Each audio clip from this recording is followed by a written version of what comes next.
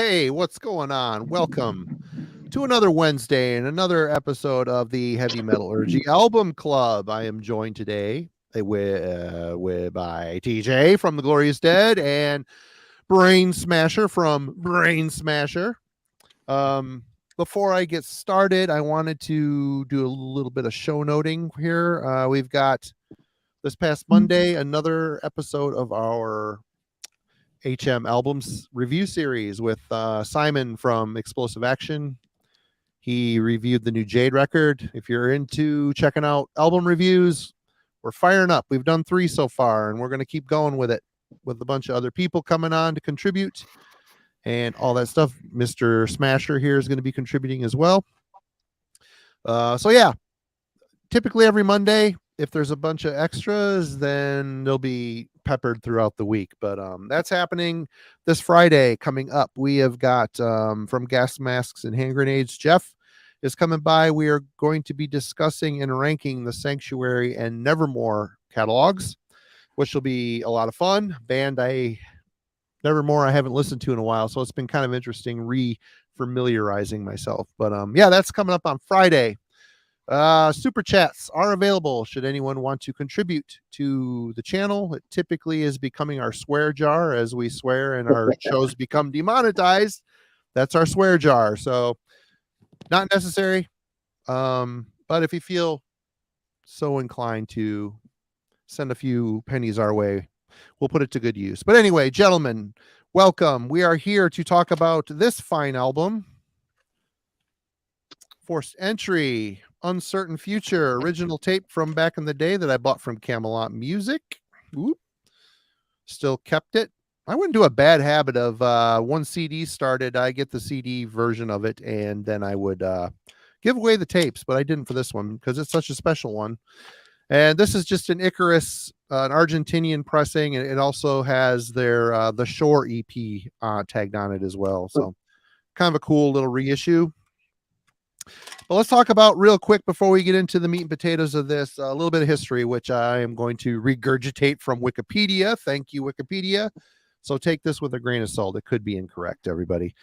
Forced Entry was formed in '83 in Seattle, Washington, under the name Critical Condition, who were a Kiss, Judas Priest, Iron Maiden, and AC/DC cover band. They changed their name to Forced Entry in 1986 and released the All Fucked Up and Thrashing Helpless Down that year. They were both demos. The latter demo won them the 1987 Northwest Music Award for Best Metal Band.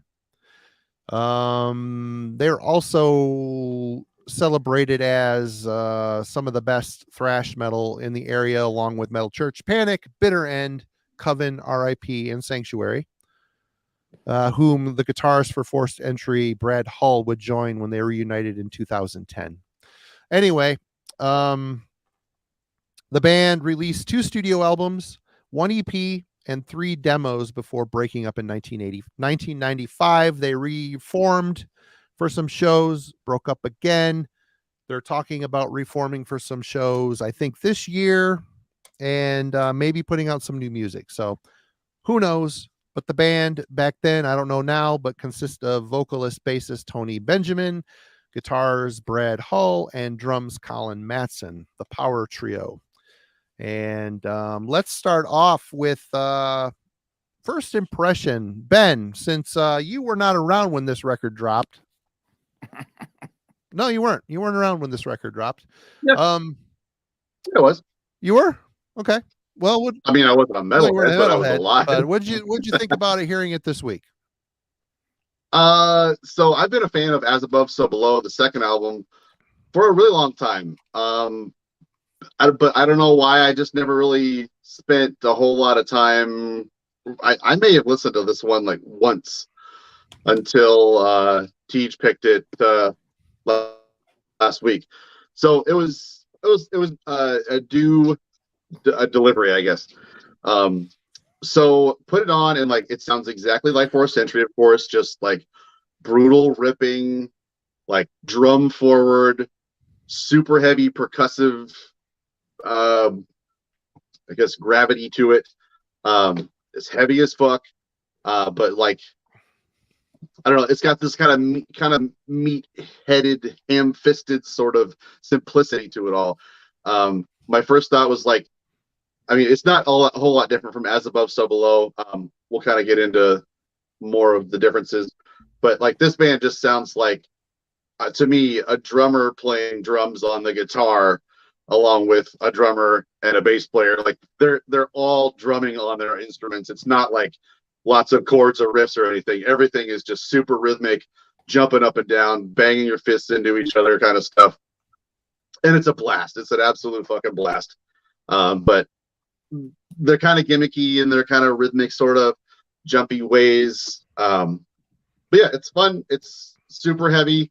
Bang your head into a brick wall kind of shit. It's great. All right.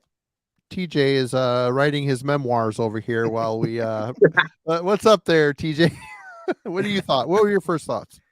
Well, I bought this back when it came out, and I remember reading about it and Maniacs and stuff, and a lot of hype around this band. And I was just like, oh, I can't wait to hear this, and then picked it up. And this was like, and I've mentioned on here before, the way I listened to music back in those days, I tended to kind of glom onto one thing, and that's kind of like all I was about for that stretch of time until something else got into my peripheral or into my purview, and then I was like on that, and I was so just absorbed with this record. I think I had mentioned it last week. I was at the time I worked for a business where we'd go in at night and clean the floors. And one of the places was this big bar that doesn't exist anymore. It's called Dill's Old Town Saloon. And it was around this area since, the turn of the century and before, and had different names. And it, was all mahogany bars and swinging doors and stuff. And in the summer months, deep fried pickles, they're awesome. Yeah. Anyway. Yeah. And in the summer months, they had this all summer. They did this thing called the Golden Garter Review, where they had all these college art students that would come up for the summer and work there. And then they would do all this music and all this skits and all this stuff all summer long. And they always had a huge PA set up in there, and it was a big place. And so I'm 17. I got the keys to this place. I'm letting myself in the middle of the night. I'd get in and I'd go straight to the PA, and I'd slam that cassette in there, and I would just rip that volume, and I would blast that all night long. Just, and then I had friends, they'd be running around downtown, and they knew where I worked, so they'd come walking, they could hear it all the way down the block, and I listened to this a lot. And, back then, I mean, this is just hitting on all the cylinders, and we get farther into it. I mean, obviously there was in '89, things were changing, what have you, but definitely my first impressions of this back then, and even now, listen, I hadn't pulled this out in a long time, and it's still just as cool as it was then. I mean, my ears have changed, some, my opinion, so there's little things that I tend to be more, prefer more now than maybe then, but overall, it's still my first impression of this record is just still fantastic. All right. For me, I try to think back of when I picked this. I bought it back in the day when it came out, and I like American thrash a lot. I do, part of the DNA, but I really loved European thrash, especially like the German stuff. What set the Europeans aside from the Americans were harsher vocals, more screamed, intense, razor saw vocal styles. And this album is very much 1000% a thrash metal album from the US. It sounds American through and through. What is typically the factor that labels it is the super clear shouted vocals, the clear sounding production. It's a great production too. All the instruments are really clear and heavy, and there would be some times where the American thrash stuff would kind of turn me off. I'd always want to go back to the Creators and the Coroners and that whole scene over there. But this album always kicked my ass because the music is so well written, and they don't hide the fact that they're a power trio. I mean, when it's the guitars playing a harmony, the bass will go off on its own harmony, and there's no guitar underneath filling it in.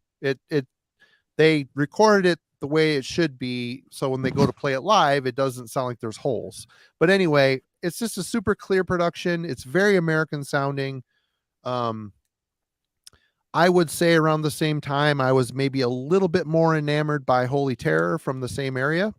They're also in Seattle, and they're a little bit more aggressive than Forced Entry, but I always thought this was a classic. And, it's kind of sad that over the years that this is indeed a forgotten classic. Not many people talk about this record anymore. Yeah. Which kind of leads us into TJ's question for the evening. It's a mouthful, so I'm going to try to read through this and do the best I can. Okay. Sorry. 1989, which is the year this came out, was seeing the shift to more aggressive styles. I mean, obviously death metal's coming up. We got Entombed, Left Hand Path, Altars of Madness. I mean, there's a change happening here. And the tides were definitely moving in that direction. So this is an obvious contributing factor to the fall of bands like Forced Entry. But that notwithstanding, why do bands like Forced Entry fail to make the transition into the legacy status? There's a lot more here. I'm going to read them all, and then we'll try to pick it apart here. Is it simply momentum that's unsustainable, or is it possible that those in power of the recording industry have a hand in interrupting the ascent of the newer bands and keeping them from achieving their full potential in order to prevent damage to their already established money-generating bands? So this came out on Combat when it came out. What do you think about all that stuff, Ben? Well, it's a lot. Well, I think my first impression was that Forced Entry didn't continue on to legacy status because they didn't put anything out after this, As Above, So Below. Actually, I'm reading reviews of The Shore. Have you listened to that, Marty? Yeah, it's on this reissue I have. It's tagged on the end, The Shore EP. I don't remember it. I haven't listened to this in a while. It's not great. It's not great. Yeah. Reviews are god awful. Somebody said staring down the rectum of the 1990s. Oh, yeah.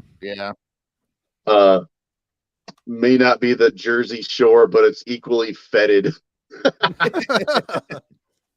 So I mean, obviously bands had to keep on putting out records on a regular basis, and like since death metal was just the next intense thing, how could anything survive that transition of people's attention span into the heaviest thing we've known in all of metal's time period? But also, I mean, of course, thrash bands did survive, remaining thrash bands, but there's bands like Creator who tried to do kind of a more gothy thing, and like nobody really liked that, but they managed to kind of turn it back around and stay relevant, I guess. But without, they can't really stray too far away from what they're known for, right? That everybody would jump ship if they fuck this over again, right? Yeah. Those in power of the recording industry have a hand in interrupting the ascent. I get that, TJ, but I think what was maybe more realistic is that like people got to make money, and when metal was making money, as like thrash in the thrash era, they had to keep on making money, so they had to, let the bands that weren't doing so hot fall by the wayside and pick up the hot new thing that everybody was buying. And it's to be, I forgot what I was going to say. I was reading that comment and I totally lost my train of thought.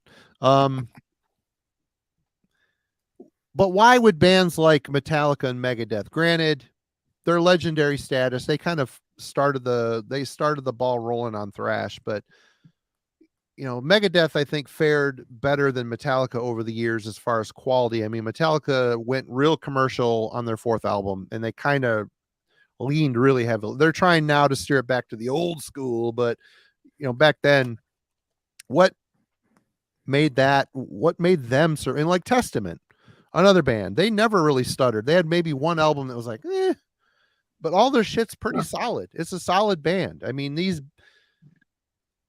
What do you think about that, Ben? I'm trying to pull something more out of you, I guess here, but yeah.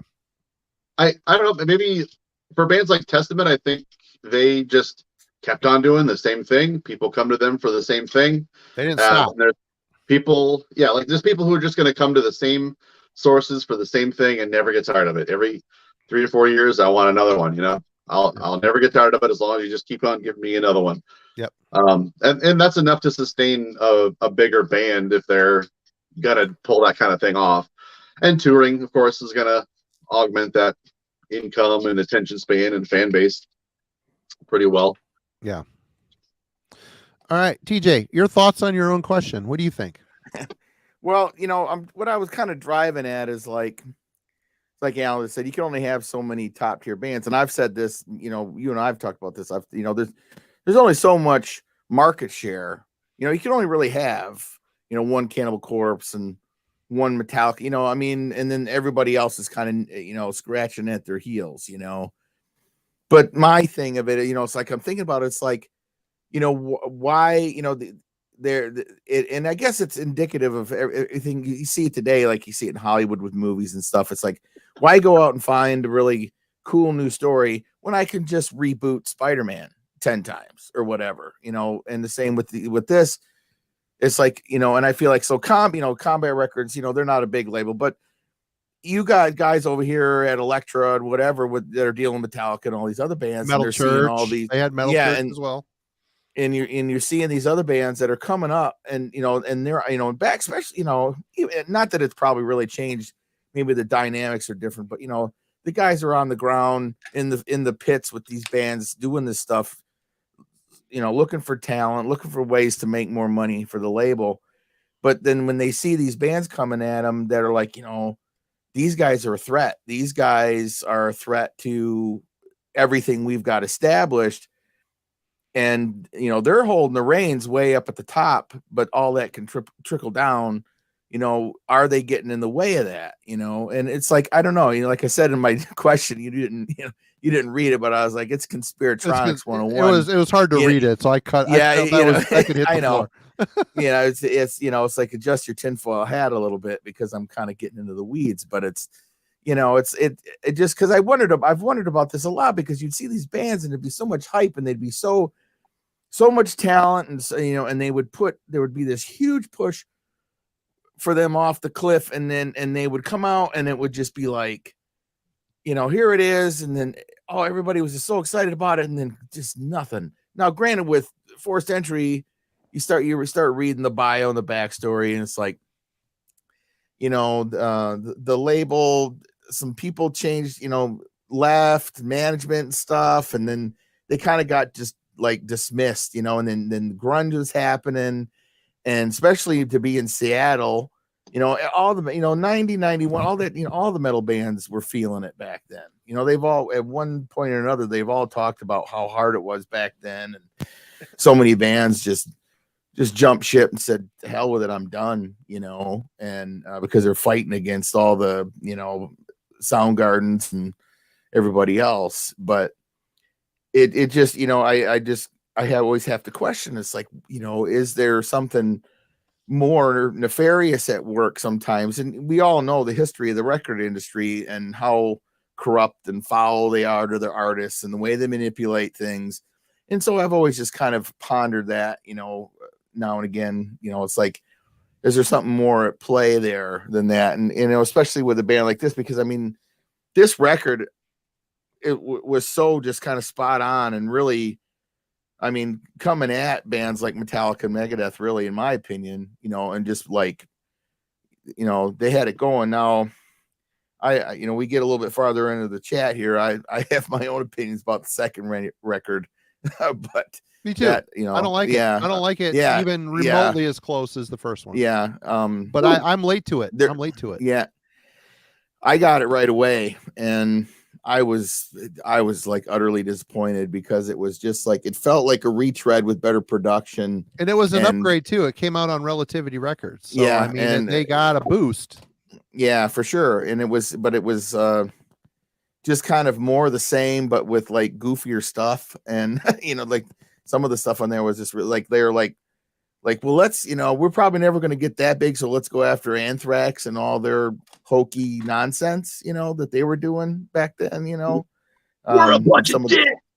Yeah, and it's like, okay, I've never as a metal fan, I've never found any enjoyment in that crap. That kind of stuff. I've just never, now Nuclear Assault, they could be kind of fun, tongue in cheek, but never that goofy. And I never cared for that shit. Well, but yeah, so I don't know. To me always had more of a hardcore influence. They definitely came. Yeah, they were different from the rest, which I always for sure. I love that from them. Oh, for sure. I'm just saying, in so much as there was kind of they kind of stuck their toe in that pool, to me anyway. I thought I was kind of like Anthrax, but but never to that extent, but anyway, yeah, that was just kind of that's kind of where I was kind of driving with that question. I know it was a little bit long-winded to try to get the point across, but just kind of digging through the weeds down the rabbit hole on a little bit, because there were so many bands that kind of in that time, and like Alan made a comment again too, the thrash scene was very bloated. I 100%. It was sadly kind of time for it to go. I mean, yeah, as a guy that grew up with it and love it, still do. I was tired of it. I was ready for a change. And when everything, that all the stuff that was coming out, there was so much kick-ass shit that was coming out, and it was just so different. It had the speed and stuff, but then it was just so much more aggressive and whatever. So it was definitely time. There's still so much. You could spend years digging up old undiscovered thrash metal albums from back in the day. Oh yeah, like clear. God, yeah. Like, and the resurgence, all the new wave bands that are coming up. I mean, I was playing last weekend here. The guys were out, and I played that band Warfect for you guys. They're awesome. And yeah, and holy awesome. Yeah, killer 3-piece band. New wave of thrash, quasi, thrash speed stuff, and just rips, and there's a lot. There's, it's like Ben said earlier, was like there's so much new stuff coming. It's so good, and all the the new bands and the resurgent bands and stuff. It's kind of hard to keep up with all of it, but so yeah, I mean, it is what it is. For 4th Century, I think it was just kind of things just started, they fell off the rails, and that was that. And so they just all got involved in some weird projects. I see, I didn't know what's his face was in Sanctuary there or whatever. But there was doing like some funk hip hop thing or something. Oh man, it's like I personally, there's more to get in there and later, but yeah. Well, for me, I think in regards to Forced Entry, I mean, I didn't hear this album until Pat from Ground Zero Salem sent me this tape. Are you kidding me? No, and it was like a year or two ago he sent this, and I was psyched. I'm like, holy shit, because I really didn't even know this existed, to be honest. Weird. I was so in tune with this album. I was excited to put it in, and it's instantly, I need to listen to it again. I mean, they have a song called Weird Dicks. And they have a video for this, and I was watching the video the other day, and it's not a bad song. Sounded like you said weird dicks. We are dicks. I'm sorry, we are dicks. But it's okay, but it's not as good as the debut. It just seems like this is a band that kind of put it all into their first album, and that's they move forward into a time where death metal's taken over, and this is essential, and this to me is them sounding tired, and there's no way this is going to make it. This is no way. So that's going to kill the longevity of the band, the legacy of the band. But talking about labels, I mean, we were talking about this at practice this past Monday, this Monday. And the first band that came to my mind was Power Mad from Minneapolis. Yeah. They put out one so-so EP, which it's decent. It's okay. And then the majors, they try to jump in on it. Well, all these other labels have Elektra's got Metallica and Metal Church. We need to get in on Thrash too. So they signed Power Mad. They put out Absolute Power, which is a decent album. But it's long and boring. It's long and boring record. It's just they had a couple good songs. Don't forget they were they made an appearance in a Nicolas Cage movie too, called Crazy at Heart, I believe it was called. That's the advantage of having a major label behind you. Yeah, you can get that sort of push into other medias as well. Yeah, Wild at Heart. Yeah, Wild at Heart. Yep. And so it's not. I don't know if the labels are trying to block it. I mean, maybe Elektra would be blocking it, but other labels would seem to be eager to pick up another thrash band that's going to be as big as the next big thing, and they did a lot. There's a lot of bands that benefited from this quick flux of cash into their bank accounts, only to be not reaching the desired sales and instantly cut. So, I mean, flops. Yeah. Yeah. And if that's gatekeeping there, it's because they give bands a chance hoping to make the big time, and they don't make the big time because of the changing tide and the fact that a lot of these record labels would sign bands that just weren't that great. All the really, really good essential ones get sucked up by the other bands. Malaya Rage. Oh, sorry, Jim. Yeah. Cheers to Jim and Kellen, who are out and about today. They weren't unable to attend, but it was a good question, and I don't know if the labels were trying to stop it, but I think they were trying their best to make money off of it. But at this point in the game, the writing was on the wall for thrash for sure. Let's discuss the musicality and composition of Uncertain Future. TJ, we'll start with you. Well, one thing going back and listening to this new, it's like, they like Ben was pointing out, it's like the percussive nature of the way they write.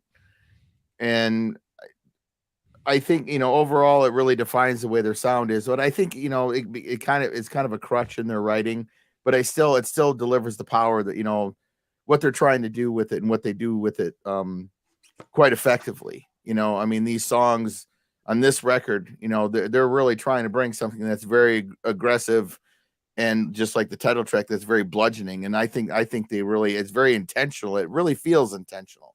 I think, it works seamlessly with, the way they intersperse it with, all these more interesting parts and interludes and breaks and changes and stuff. I think it works really well. And these guys really seem to know, they really feel, they always felt like, these guys really worked at what they're trying to put across, as a power trio. These are this is a band that directly contributed to my perception that, having a band as a power trio was the pinnacle.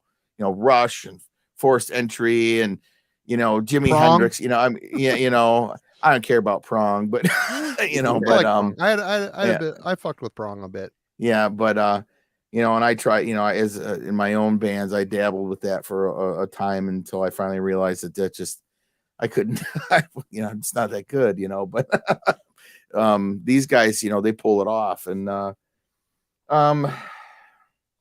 Corner, another power trio. Yeah, there you go. Yeah, and they were and awesome. Yeah, awesome. Absolutely. Yeah. And then and what's really cool, it's like the way they really break the songs up, but still manage to keep the momentum going. And it all works really well.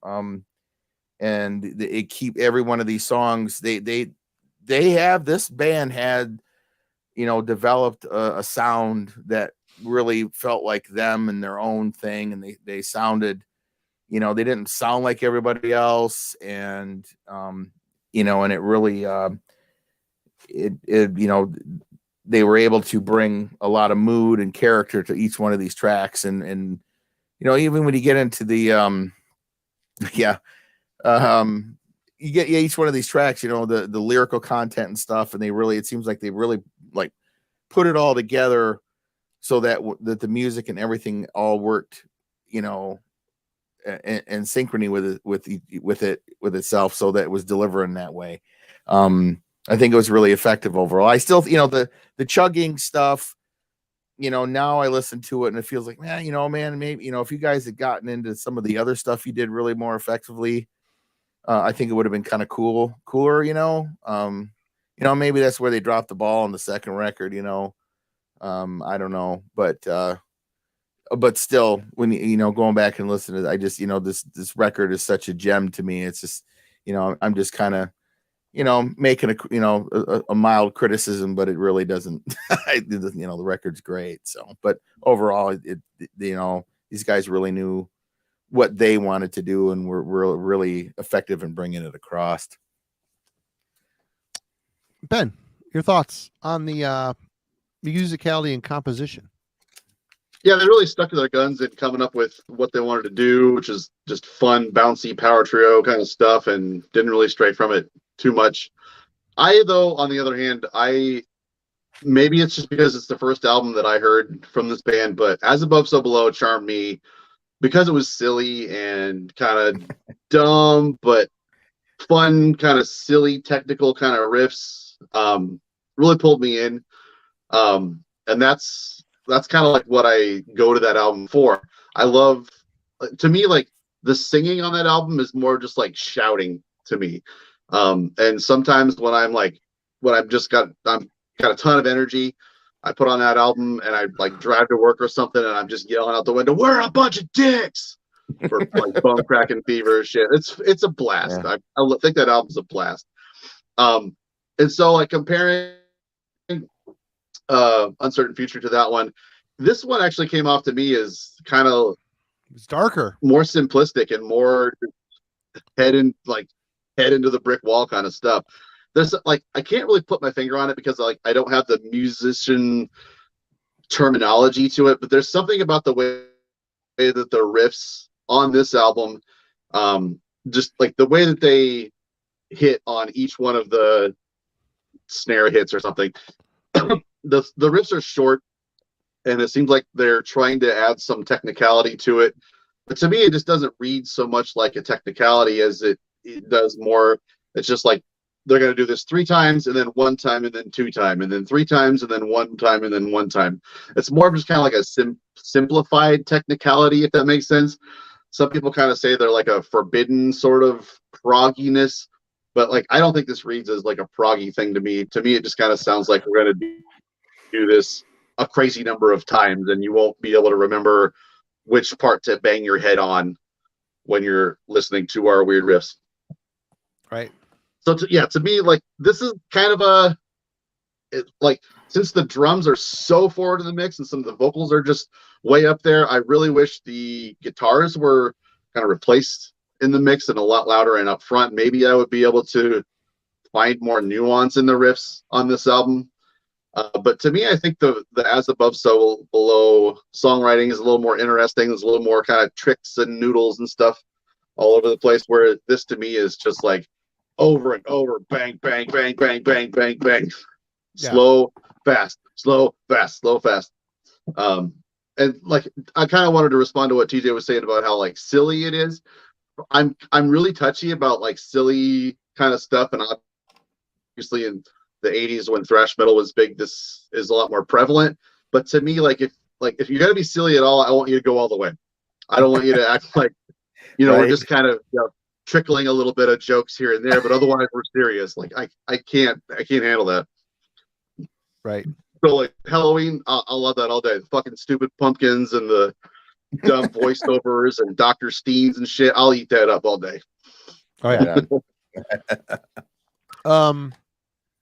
His assistant tips were nice. I need to definitely check out As Above, So Below again. I've listened to it a few times. I have more nostalgia and time with Uncertain Future, but maybe it will hit me a little bit differently. But yeah, I went back and listened to it, in the middle of spinning this one to refresh myself on it, and it came across really the same way it did back in the day. It was just kind of like, it's got a better production, and and then a lot of the kind of the same formula that where the songwriting was at and stuff, but then it gets off into some goofball stuff that I've just never been really. I mean, it's funny. I mean, we're a bunch of dicks, and then what the hell is that song on there about? What the hell is that? What we did last summer or whatever? I can't even remember now. The one they're talking about getting drunk and looking at boobs and whatever, But it's just yeah. Who needs summer to do that? Yeah, for sure. But that works all year round. Yeah, but yeah, for sure. I don't know. I just Well, for me, the musicality and the composition. Of course, I've got a lot more years behind me since I first had the impression on this, but listening to it this week, first of all, as a power trio, I think they did the right thing with their style. They're tinkering with technical ideas, and they are still in the range of the riffs. They're not so technical that they're alienating. They're very much hook oriented riffs. The thing that they're still clinging to that was very predominant in the thrash scene is there's like 50 riffs per song type of thing, which, bands like Death Row, I mean, you listen to Deception Ignored, there's a million riffs on that album. Somehow it works. Somehow it's like a riff salad, but they figure out a hook line throughout it that it keeps you attached to it. Time does not heal. Right. Time is not. That's another one. I love that thing. It's just so many riffs thrown at you. And that was the riff. That was the thrash metal playbook. It just was. And I mean, Corner is another one of those bands, but for some reason with them, their riffs were endless. They're so technical and from a different dimension, but they were so memorable and dark and moving and awesome. But Forced Entry on Uncertain Future, they are in that realm and they're doing a good job with it. What I found listening to it today as an old fart, I was surprised at how evident their formula was. Listening to these songs, a lot of these songs start off with, a somewhat instrumental build up where it's like a kind of a clean guitar or a less busy guitar with a bass line over the top of it, doing different things, builds up in intensity before exploding into speed, especially the second half of the album. The second half of the album, there's a lot of it where they start off with a very tasteful, emotional, instrumental buildup before the lyrics and the speed and the aggression kick in. I never really realized how much they relied on that element. It's very predominant throughout especially the second half of the record.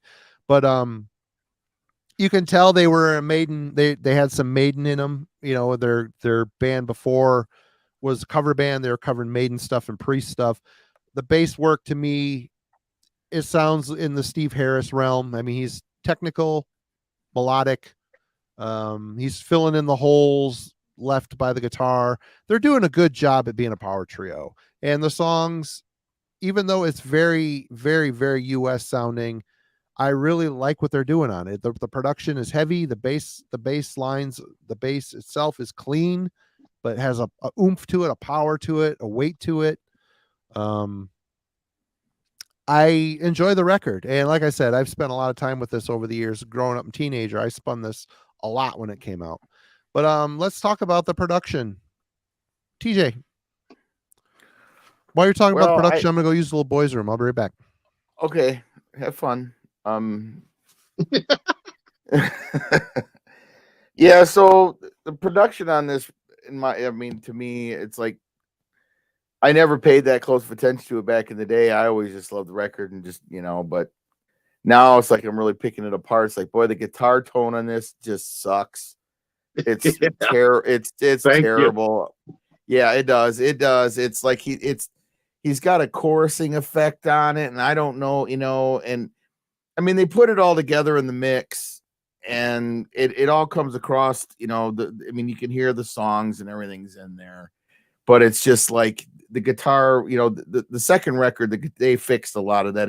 There's still obviously he was fighting with the production and the engineer over that tone, because you can still identify that tone in there, that chorus effect that he's got on, but they changed it, and the guitar is much more defined on the second record.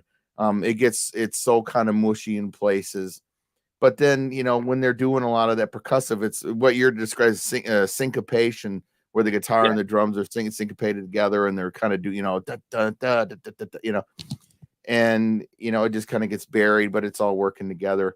I mean, overall, you know, the drums are out there a little ways. I feel, you know, the vocals are sitting where they need to be. He's got a really cool voice, and, you know, those guys really, like I said earlier, they really kind of know their sound and who they are as a band, and they really bring it across really well. The production, I think, by and large, you know, it's got some life in it, and it comes across pretty effectively and cool. But it, you know, it could have benefited from a little bit more of attention to detail on some stuff. You know, is it a failure? I don't think so. You know, but you know, especially judging by the hype this band had going in to this record, I'm kind of surprised that it wasn't actually better than when it was. Yeah, good point. But again, it may very well have been, you know, them fighting with the studio over what they wanted to sound like, you know, and fighting over their tones and things, and then, you know, you get into the second record, and they're like, well, maybe you were right, you know, maybe we need to change this and that, you know. So it could have used a little bit of work, but you know, it wasn't a complete failure, I don't think. So Hold on one second. You're fine. I'm typing a response. Ben, your thoughts? On the production. Yeah, production. Yeah, so it's the music is just kind of lost in this album for me. It just all is pounding and beating. It's a lot to take. I played like the first half of this maybe 3 or 4 times, and I just kept shutting it off. And then also I downloaded this album on SoulSeek, so this is probably why, but like I think the first 4 tracks sounded really good, but then the second half of the album just got like really crappy. So I wasn't sure if I got like a half remastered version or if I don't know what happened. So that was a little weird, but it kind of sucked that I was kind of pissed that I wasn't getting like enough guitars. And again, I've got the fucking horrible hearing, so a lot of that is on me.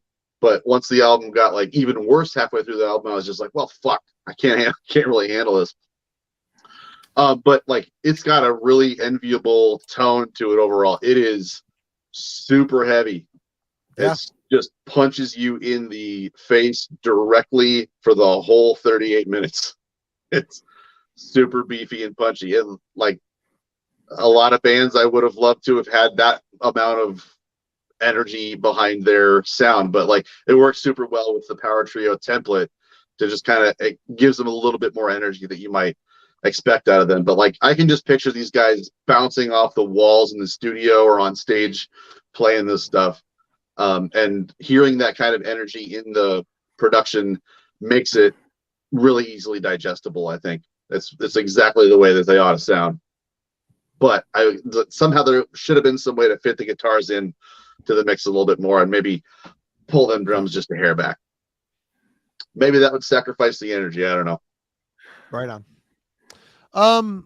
I guess for me, I don't really notice the guitars being that lost, and I think that since they're a power trio and the lion's share of this record is written for live, but there are a couple songs where he doubles some guitar stuff, I noticed, which those are songs they maybe don't play live. I don't know, but it seems like all the instruments have kind of an equal voice in the production. The drums are loud, the vocals are loud, but the guitar's there and the bass is there. They're all in their own sonic sphere, but they all work together. And for a power trio, this, again, to reiterate what Ben just said, the album is heavy as hell. It's heavy as hell. It's a heavy sounding record. And partially because of that clean bass tone. You know, there's no distortion on it. It's just a heavy, the way it's produced, there's a lot of oomph to that bass, and he probably is playing with his fingers. That'd be another thing. I don't hear a sharp pick tone here. I hear him playing with his fingers. I could be wrong, but Yeah. excuse me. That helps. That helps in filling out that bottom end, which is needed when you don't have a second guitar player. I like the production of this. I think it's enviable they went in with whatever budget they had and came out with something that sounded slick enough to be on a major. I thought. I didn't really. I listened to it. I had no complaints. No complaints with this out production. I've heard worse. I've heard better as far as that goes, but I think for their debut album in 1989, good job. Good job. The music is well represented here and highlighting the aggression of it, which is excellent. Let's talk about our least favorite songs. Ben, we'll start with you. Anaconda, I think, is a pretty easy standout. And to back up a little bit, I think this album reminds me a lot sound-wise of Cyclone Temple's I Hate Therefore I Am. That's actually a good call. That's a good call. Love that album. Yeah. Bombastic, everything. Kind of a clean singer. Anyways, tangent. That album's amazing. The Cyclone Temple guy is a little more bluesy, but yeah. Oh yeah. It's kind of a weird thing to stomach, but I love the weirdness of that album overall. But yeah, Anaconda for sure. I think that's a pretty easy pick. Other than that, there were a few highlights in Morgulon that I thought were kind of cool. But other than that, the whole album is kind of like even keel quality. You're getting the same thing over and over for most of the time. So I enjoyed a little bit of the experimentation and a little bit. I think like the Anaconda song just kind of shows some patience, I guess, in trying to give some diversity to the song, kind of build up like a little bit of a slower build up to the good riffs in that song. Otherwise, yeah, I think the rest of the album is just kind of like the same thing all the time. TJ.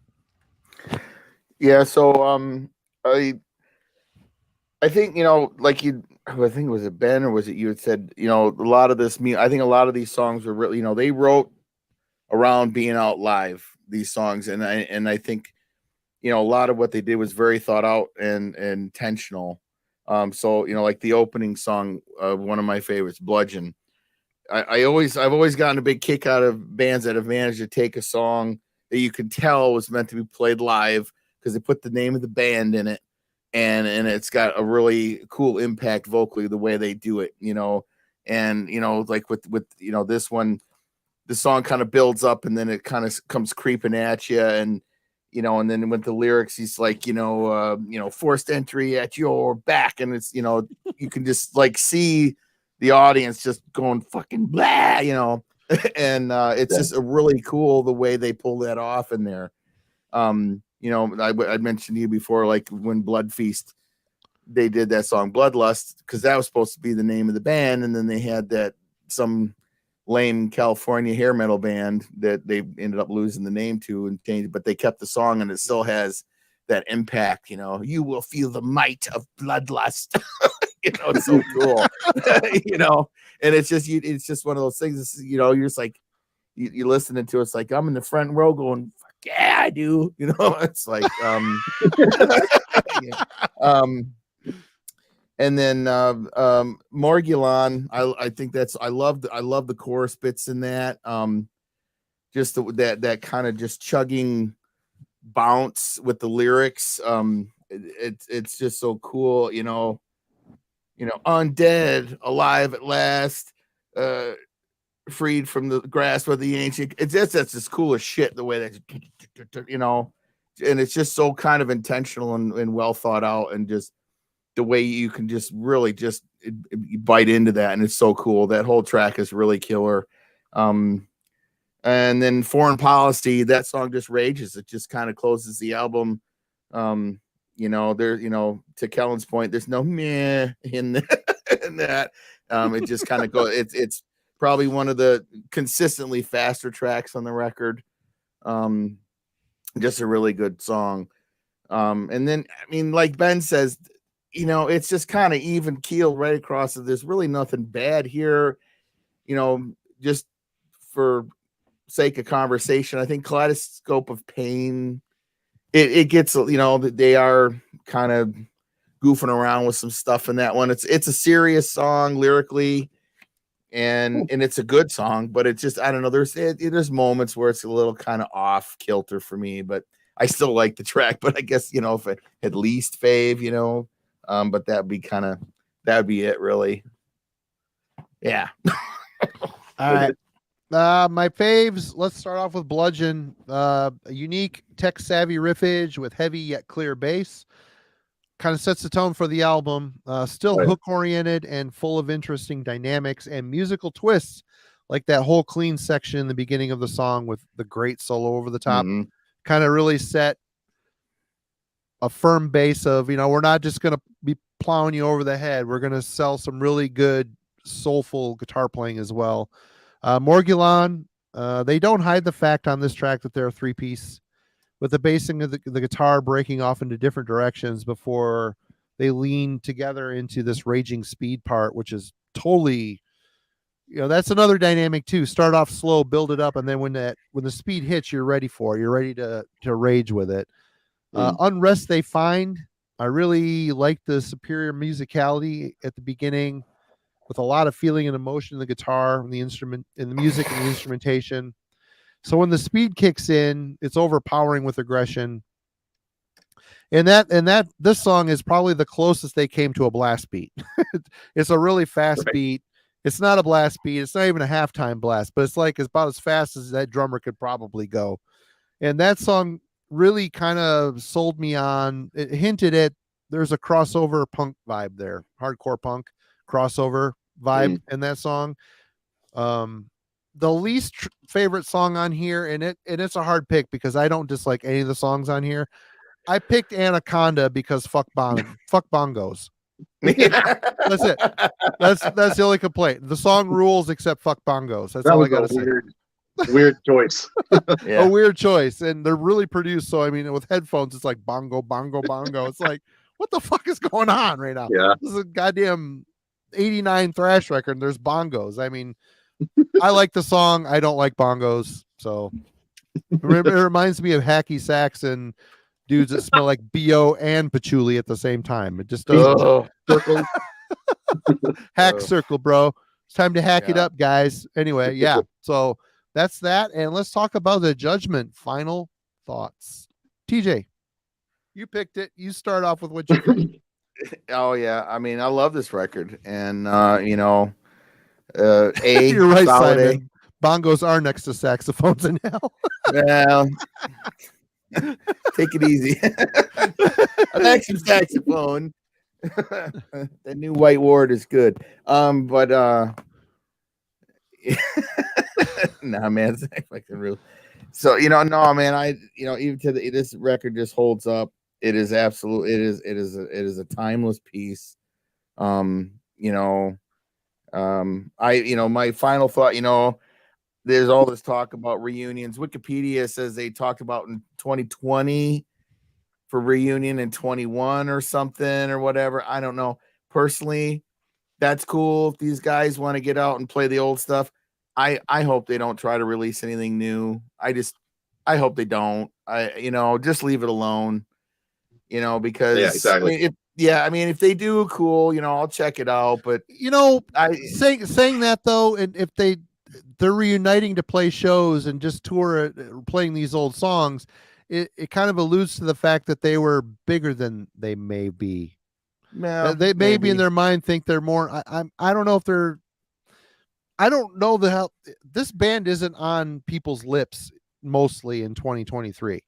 Like, dude, when is Forced Entry getting back together? Oh, have you heard? Oh, they might be. Yeah. You know, I mean, that isn't happening. If you're going to come back, I mean, Thrash has come back. There are bands doing it. If you're going to come back, play the old songs, but come up with something new, man. Yeah, dude, maybe. I have a different view on that. Go ahead. Sorry. Yeah, I hear what you're saying, and I get it. I don't think you're necessarily wrong. I just, for my part, I just assume not see them try to deliver on something that they probably are just not going to be able to do. But they're not I in the could be mindset wrong. to do anymore. Yeah, I mean, exactly. I could be wrong, and they might come back and write something but it's unlikely, but I would just assume they did. But whatever. What do I have has nothing to do with me. But yeah, that all aside, I think this album rules. Why I picked it. Normally I like to bring something, out of left field or different or whatever. So, but I was kind of bummed. Jim whips out. Here's an eye. It's like, oh, come on, damn it!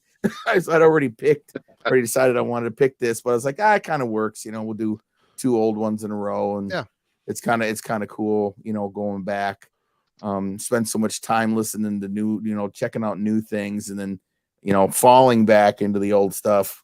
Kind of intentionally going off into the old stuff again. It was kind of cool. So, but definitely a classic, and recommend it to your friends, and definitely worth it. And beyond that, there, yeah. Ben, your thoughts, final judgment. As far as like the reunion stuff, like I guess that could make sense in a lot of cases. Sorry. But this album is just brimming with energy. Like I can't say it enough. They are bouncing off the walls in the studio. Like when I first put this on, I just said this is the very definition of an unbridled thrash band. They are just letting loose the floodgates of just rhythmic, barbaric, bass bashing riffs over and over and over. So I don't know. I just repeat myself a lot to give the final thoughts on it. It's super fun. It's super rhythmic and headbanging. Just doesn't deliver a lot in the riff department or diversity department like I would like a Destruction album or something to do. Like Tankard's Morning After is silly, but the riffs on that are just it's a great record. Great record. Cool. Chemical Invasion. That's something I reach for. And like I think there's something with my favorite thrash albums. I think have a lot like of a thinner production to them. Like Eternal Devastation is one of my favorites. So it sounds like it was recorded on tinfoil. I love that. That is like in my top. That is like in my top 20 greatest. Eternal Devastation and Release from Agony. Yep. But there's something I kind of like the evilness to that kind of sound. So when it comes to these US bands, when they sound all kind of big and boomy, it's got to really be good or different for me to love it. Or like Invocators, Excursion, Demise. I've always kind of thought of that as like goes hand in hand with As Above, So Below. But now that I finally got a copy of Excursion, Demise a couple of months ago, and like that just has more to do with the time period that I got into those albums more than they actually are similar. But Excursion, Demise has an amazing sound to it. Anyways, digress. This is fun. I definitely think they deserve a lot more attention and to be talked about these days when we're rifling through the old thrash bins and stuff. They don't get talked about at all. But for me, this kind of thing, the like post thrash, pre death metal kind of stuff, I like the silly shit. That's the kind of stuff that I reach for the most. Right. So I would give this maybe 7 out of 10, I think. All right. Just so we're clear. Yeah. Well, for me, I think this is an overlooked classic. No one talks about these guys, and this is a solid record. It's a solid American thrash record. It sounds 100% like it came from the U.S. It maybe not typical enough to sound like Bay Area or whatnot, but or East Coast. Working class is East Coast. It has a little bit more special flair to it.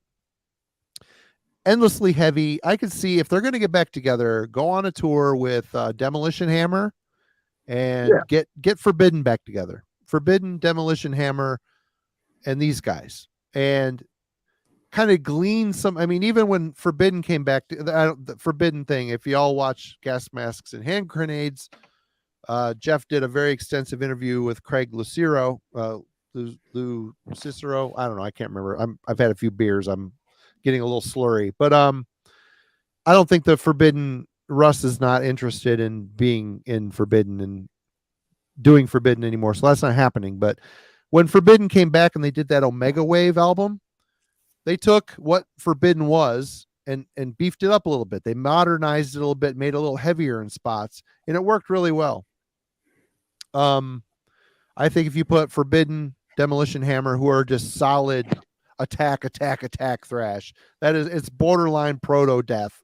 Yeah, But and then you put these guys on, and from this era, I think they could glean a little bit of spirit off of that aggression, lean into it, and maybe come up with something that's modern from the old school that works. And I just see, a band reuniting for a few shows. Maybe locally it's great because people in your hometown maybe remember you, but outside of their hometown, like I said, I hear zero talk of forced entry, and I'm from that era. I love this band.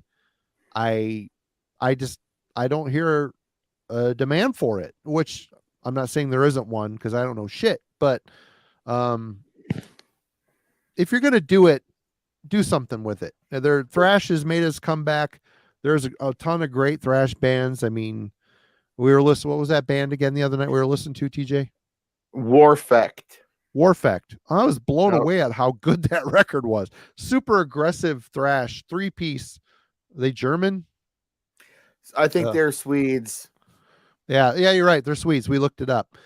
Awesome thrash. So there's some awesome thrash still being done. There's a scene for it out there. Do it with conviction, and maybe who knows? But yeah, exactly, Jeff. Yep, it's a good due to Russ's sobriety. He doesn't want to be back in that scene and being tempted by whatever. And everybody, go check out Gas Masks and Hand Grenades. He's got a ton of awesome interviews going on. He's been really cranking them out the last 3 months. But he'll be on Friday night with Nevermore. We'll be ranking Nevermore and Sanctuary Records. But yeah, that's it. Guys, thank you. And before we jump, we need to look into the looking glass, what we're going to be reviewing next week from Mr. Smasher here. What's the next album club going to be, Ben? Well, the wheel has spoken for my choices, and I present to you Theory and Practice, Third Eye Function. This band is from Sweden. This is one of the last, I think, albums recorded in Sunlight Studios. Came out in 1997 on Pulverized Records, and it's their debut, and I love it. I think I've got a later record of theirs. What is it called? Third Eye Function? Yeah, Third Eye Function. Was this the album, TJ?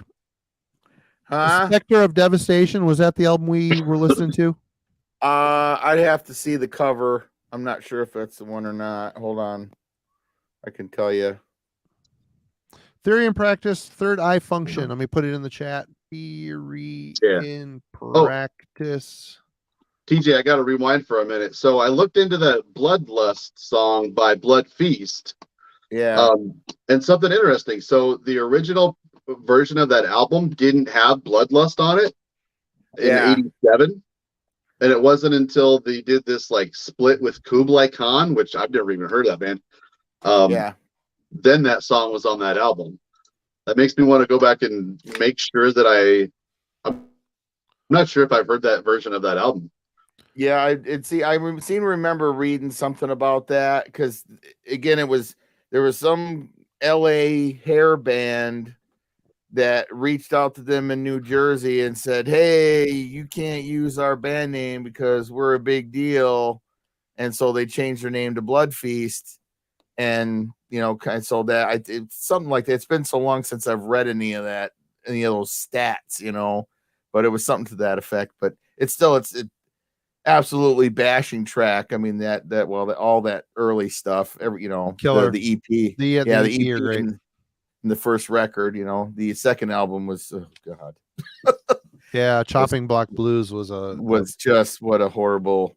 I actually so our original drummer is friends with a couple of the guys on Facebook. You know, he liked him on Facebook. And This is a funny story. he put up a thing on Facebook about they had their new album coming out. That was it the what the hell is it called? It was their first comeback album. Yeah, the first. I'm trying to remember the name of was it the something of all evil? Or Wicked.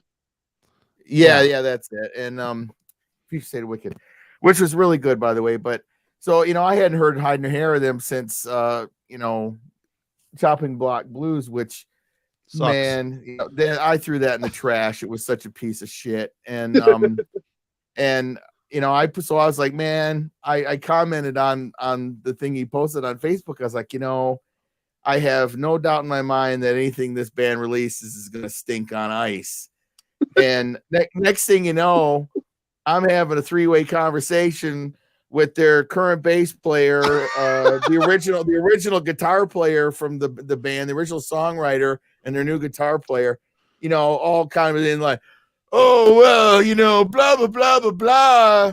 I'm like, dude, I was like, of course you had to be friends with these guys, and so I'm like, look, man, I said, I'm going back and forth with him. I'm like, look, I don't like the record, dude. I said, your EP and your first record, I worship that.